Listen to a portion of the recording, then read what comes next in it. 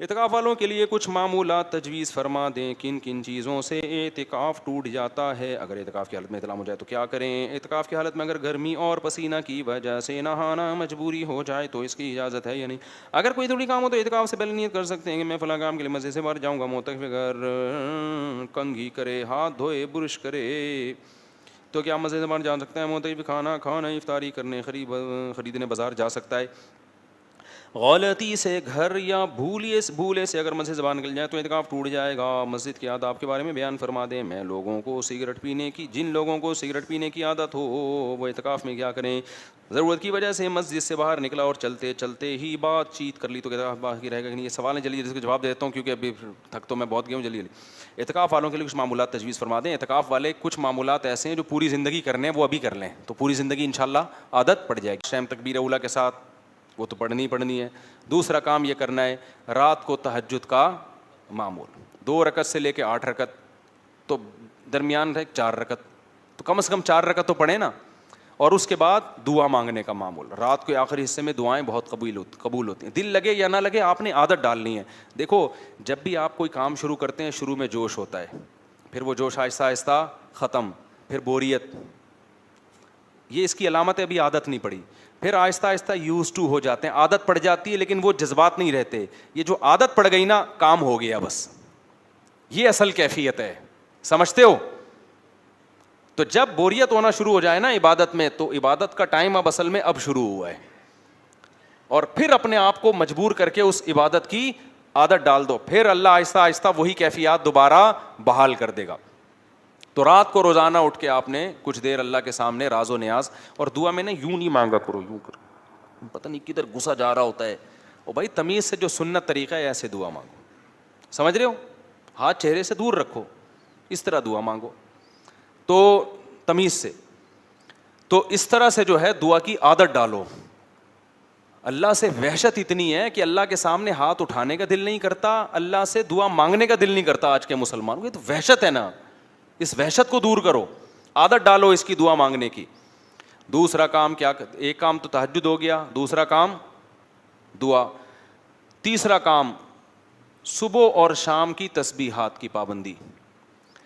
100 دفعہ درود شریف کوئی بھی جو آپ کو آسان لگے، 100 دفعہ استغفار کوئی سا بھی جو آپ کو آسان لگے، کچھ نہیں تو استغفر اللہ پڑھ لو، اور 100 دفعہ تیسرا کلمہ یا چوتھا کلمہ جس سے آپ کو مناسبت ہو. تیسرا کلمہ سبحان اللہ والحمد للہ ولا الہ الا اللہ واللہ اکبر، اور چوتھا کلمہ لا الہ الا اللہ وحدہ لا شریک لہ لہ الملک ولہ الحمد وہو علی کل شیء قدیر. یہ پڑھ لو، کچھ نہیں تو صرف لا الہ الا اللہ پڑھ لو. کیا پڑھ لو؟ کم سے کم 100 دفعہ صبح اور 100 دفعہ شام. زندگی بھر کا معمول بناؤ اس کو. اعتکاف میں تو عادت ڈالو سب سے پہلے. اور اگر 100 دفعہ درود شریف 100 دفعہ استغفار مشکل لگ رہا ہے تو 10 دفعہ درود شریف 10 دفعہ استغفار، اور پھر 100 دفعہ لا الہ الا اللہ یا سبحان اللہ والحمد للہ. سمجھتے ہو کہ نہیں سمجھتے؟ یہ زندگی بھر کے لیے معمول بناؤ. تیسرا کام، یہ 3 نمبر ہو گئے نا. چوتھا کام روزانہ کم سے کم 1 پارہ تلاوت. ویسے تو اعتکاف میں زیادہ کرنا چاہیے لیکن میں ایسا پیکج بتا رہا ہوں نا جو پوری زندگی جس پر عمل ہو سکے. کم سے کم کتنا؟ 1 پارہ. جو قرآن پڑھتے ہوئے اٹکتے بہت ہیں، بہت دیر لگتی ہے، تو وہ ٹائم فکس کر لیں کہ کم سے کم ہم نے آدھا گھنٹہ تلاوت کرنی ہے. آدھا مشکل لگ رہا ہے تو 20 منٹ. نبی صلی اللہ علیہ وسلم کو وہ عمل جو تھوڑا ہو لیکن کنٹینیو ہو وہ زیادہ پسند تھا اس عمل سے جو بہت زیادہ ہو لیکن کنٹینیو نہ ہو. تو آپ 20 منٹ کر لیں، آپ 15 منٹ تلاوت کر لیں، لیکن ڈیلی پابندی سے، چھوڑنی نہیں ہے. پھر اس کو بہتر تو ہے کہ آدھا گھنٹہ کریں کم از کم. سمجھتے ہو؟ اچھا کتنے کام ہو گئے؟ 4 کام ہو گئے. 5واں کام آپ نے کیا کرنا ہے کہ جب تک اعتکاف میں ہے، رمضان میں ہے، تراویح تکبیر اولیٰ سے پڑھیں. اس میں سستی کا نہ ہو. بیٹھے ہوتے ہیں وہاں، کوئی وہاں پڑا ہوا ہوتا ہے، کوئی ادھر کلا بازی کھا رہا ہوتا ہے، کوئی جیسے امام رکوع میں جاتا ہے بھاگتے ہوئے آتے ہیں. تو تمیز سے پڑھ لو یار، تھوڑے دن تو ہیں آپ کو، کون سا کوئی بھاگے جا رہے ہو. اور ایک اور اہم بات یہ کہ جن لوگوں کی تجوید ٹھیک نہیں ہے، قرآن پڑھنا نہیں آتا، تو یہاں مولانا صفی صاحب ہیں، ہمارے شاگرد ہیں، مفتی بھی ہیں ماشاءاللہ. ان کو مذہبی امور کا وزیر بنایا ہے میں نے. وہ وفاقی مذہبی امور سمجھ لیں آپ، وزیر. تو وہ اعتکاف والوں کے لیے، تو جتنے مسائل پوچھنے ان سے پوچھ لیں آپ. اور اللہ بھلا کرے آپ کا، ان سے تجوید بھی سیکھ لیں. وہ قاریوں کو متعین کر دیں گے جن کو تجوید آتی ہے. تو ڈولیاں وہ جو ہے نا وہ کیا کہتے ہیں، ڈولی، ٹولیاں، سوری وہ ٹولیاں بنا کے بیٹھیں گے. تو جن کو قرآن پڑھنا نہیں آتا وہ اپنا قرآن اس دوران صحیح کر لیں. تو عام معمولات کیا ہیں؟ ایک تہجد ہے، ایک دعا ہے، ایک تلاوت ہے، صبح و شام کی تسبیحات، یہ تو لازمی کریں. پھر کچھ غریبیاں ہیں، اشراق کی بھی عادت ڈال لیں، نہیں تو کم از کم اعتکاف میں تو پڑھیں نا. زندگی بھر کی عادت ڈالیں تو بہت اچھی بات ہے. اسی طرح پھر مغرب کے بعد نبی کا معمول تھا 6 رکعت پڑھنے کا، 2 سنت مؤکدہ، پھر 2 نفل، پھر 2 نفل. تو یہ معمولات بھی کر لیں. عام دنوں میں مشکل ہے تو کم از کم اعتکاف میں کر لیں. لیکن وہ جو پہلے والے معمولات ہیں وہ تو کوشش کریں زندگی بھر کے لیے بنا لیں. سمجھتا ہے کہ نہیں سمجھتا؟ اب میں جلدی مسائل بتاتا ہوں کن چیزوں سے اعتکاف ٹوٹ جاتا ہے. اعتکاف 2 چیزوں سے ٹوٹتا ہے، یا تو روزہ ٹوٹ گیا آپ کا، یا آپ مسجد سے بلا ضرورت باہر نکل گئے. ضرورت کیا ہے؟ صرف وضو کے لیے جا سکتے ہیں. غسل فرض ہو جائے تو فرض غسل کے لیے جا سکتے ہیں، بیت الخلاء کے لیے جا سکتے ہیں، اور اگر کھانا لینے جانا چاہتے ہیں تو کھانا لے جانے کے لیے بھی جا سکتے ہیں، کھانا کھانے کے لیے بھی جا سکتے ہیں. سمجھتے ہو؟ کھانا کھانے جانا ہے جی، کھانا، اب تو یہاں کھانا آ رہا ہے، آپ کو ضرورت کیا کھانا کھانے کے لیے باہر جانے کی. لیکن اگر کسی کا نہیں ہے، کوئی کھچڑی کھانی ہے اس نے، یہاں نہیں مل رہی اس کو کھچڑی، پیٹ خراب ہو رہا ہے، تو وہ باہر بھی جا سکتا ہے. کسی بھی جب ضرورت کے لیے جائیں، جو میں نے ان ضرورتیں بیان کی ہیں، تو اس میں چلتے چلتے بات چیت بھی ہو سکتی ہے، رکنا نہیں ہے. سمجھتے ہو؟ رکنا نہیں. چلنے کے دوران جو بات ہو گئی تو ٹھیک ہے. بیت الخلاء گئے، رش لگا ہوا ہے، بندہ آ ہی نہیں رہا، پولیس بلوا کے بھی دیکھ لی، نہیں نکل رہا، تو آپ کھڑے رہیں. اس سے آپ کا اعتکاف نہیں ٹوٹے گا، چونکہ وہ ٹائم انتظار میں گزر رہا ہے. تو اس دوران بات چیت بھی کر سکتے ہیں. بات چیت کی وجہ سے نہیں ٹھہرے ہوئے آپ، ٹھہرنے کی وجہ سے بات چیت کر رہے ہیں. واش روم مسجد کے اجتماعی ہوتے ہیں، ایک واش روم میں آپ کو نہیں سمجھ میں آ رہا یار یہ گندا واش روم ہے، دوسرا صاف ہے. ہوتا ہے بعض دفعہ اجتماعی جب نظم ہوتا ہے تو اس میں کچھ اونچ نیچ ہو جاتی ہے، تو آپ کا وہاں نہیں جانے کا موڈ ہو رہا آپ کا، تو آپ ٹھیک ہے، یہ بھی ایک شرعی مجبوری ہے. تو آپ کہیں نہیں بھائی میں اسی واش روم میں جاؤں گا، یہاں سے جب بندہ آئے گا تو میں جاؤں گا، ورنہ اس والے میں نہیں. بعض لوگ اس کا کموڈ کا استعمال کرتے ہیں، بعض دوسرے واش روم استعمال کرتے ہیں، تو یہ سب ضرورت میں داخل ہیں. مسئلہ یہ ہوتا ہے افطاری کر کے لوگ فوراً ہاتھ دھونے کے لیے وضو خانے میں چلے جاتے ہیں، تو ان کا اعتکاف ختم ہو جاتا ہے، کیونکہ ہاتھ دھونے کے لیے جانا کوئی شرعی ضرورت بولو نہیں ہے. ہاں آپ افطاری کر کے وضو کے لیے گئے، اسی دوران ہاتھ بھی دھو لیا آپ نے تو ٹھیک ہے. اسپیشل ٹوتھ برش یا ٹوتھ پیسٹ کرنے کے لیے آپ مسجد سے باہر نکلے، اعتکاف ٹوٹ جائے گا. نکلے وضو کے لیے، ہاتھ دھوئے، کلی کی، اس میں پھر برش بھی کر لیا تو ٹھیک ہے، کیونکہ یہ وضو کا کیا بن گیا؟ یہ حصہ بن گیا نا. مسواک کی، برش کر لیا، ٹوتھ پیسٹ کر لیا، اب یہ وضو کا حصہ بن گیا. سمجھتے کوئی نہیں سمجھتے؟ وضو کے لیے گئے، وہاں کوئی بندہ بیٹھا ہوا ہے، آپ نے وہاں بیٹھنا ہے تو اس کے انتظار میں کھڑے ہو تو اعتکاف نہیں ٹوٹے گا. تو بلا وجہ جب بھی نکلو گے اعتکاف ٹوٹے گا، اور ضرورت سے نکلو گے تو اعتکاف نہیں ٹوٹے گا. اور ضرورتیں وہی ہیں جو میں نے بیان کر دی ہیں. سمجھتے ہو؟ آگے چلتے ہیں ہم. اگر اعتکاف کی حالت میں احتلام ہو جائے تو جیسے ہی آنکھ کھلے فوراً مسجد سے باہر نکلیں اور غسل کریں. ناپاکی کی حالت میں مسجد میں ٹھہرنا جائز نہیں ہے. اس صورت میں بھی مسجد سے باہر نکلنے میں اعتکاف نہیں ٹوٹے گا. اچھا بھائی یہ اعتکاف کی حالت میں اگر گرمی پسند نہانا ہو، نہیں اعتکاف میں نہیں نہا سکتے، فرض غسل کر سکتے ہیں. باقی جمعے کا کر سکتے ہیں نہیں کر سکتے، اس میں بڑا اختلاف ہے. احتیاط یہی ہے کہ نہ کریں، گھر سے تیزاب سے نہا کے آنا چاہیے تھا آپ لوگوں کو. باقی مسجدوں میں ایک انتظام یہ ہو رہا ہے کیونکہ گرمی میں پھر وہ جسم چپچپا ہو جاتا ہے، تو مسجدوں میں ہی ایسا انتظام ہو رہا ہے آج کل کہ وہیں غسل ہو اور وہیں پانی مسجد کو خراب بھی نہ کرے، وہیں جمع ہو جائے.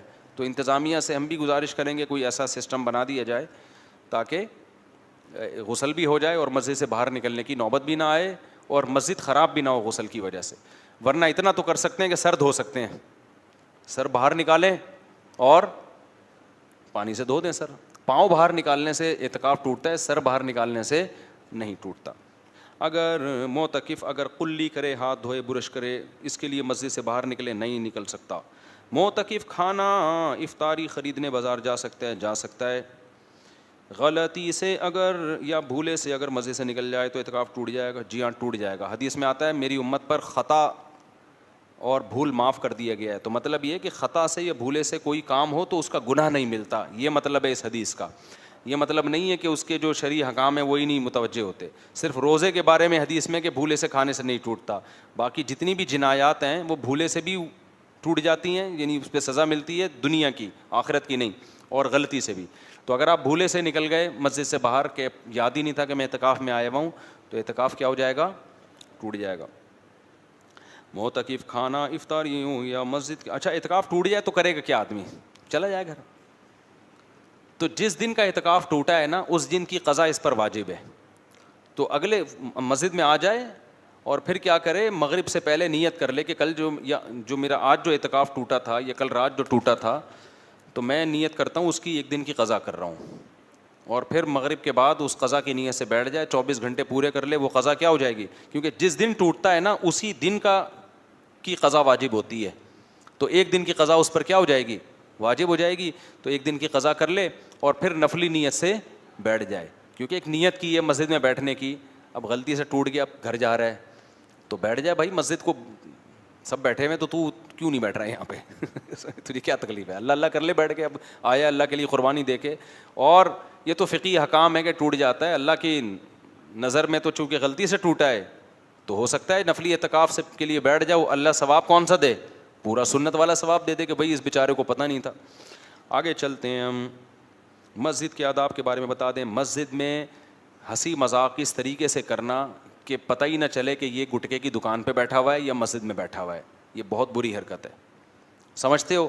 یہ نہیں کہہ رہے ہم کہ آپ چپ بیٹھے رہیں اور کوئی بات چیت ہی نہ کریں، ایسا نہیں ہے، لیکن تہذیب کے دائرے میں.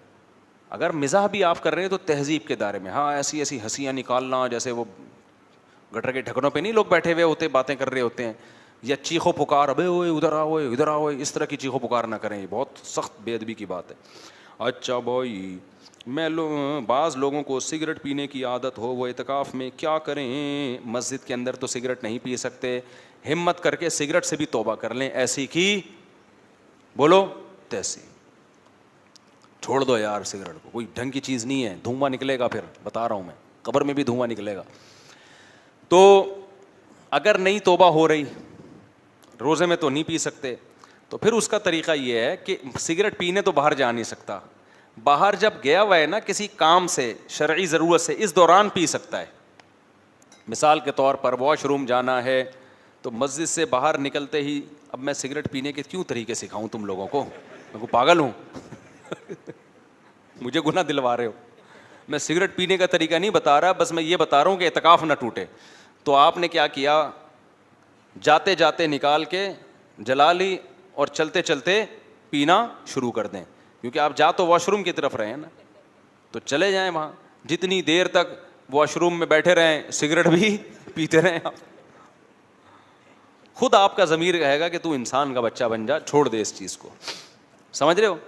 تو سگریٹ اس طرح سے تو پینے سے اعتکاف نہیں ٹوٹے گا، لیکن اگر سگریٹ پینے کے لیے رک گئے، اسٹے کر لیا، تو پھر اعتکاف ٹوٹ جائے گا. اور پھر سگریٹ پینے کے بعد نا جب وضو کریں تو قلی اچھی طرح کریں، اس کے اسمیل نکالیں. آخری سوال، ضرورت کی وجہ سے مسجد سے باہر نکلا اور چلتے چلتے ہی بات چیت کر لی، تو چلتے چلتے بات چیت کری یا واش روم میں انتظار ہے اس دوران بات چیت کر لی تو اعتکاف نہیں ٹوٹتا. مرکز دین و ایمان، مرکز دین و ایمان، مرکز دین و ایمان، مرکز دین و ایمان.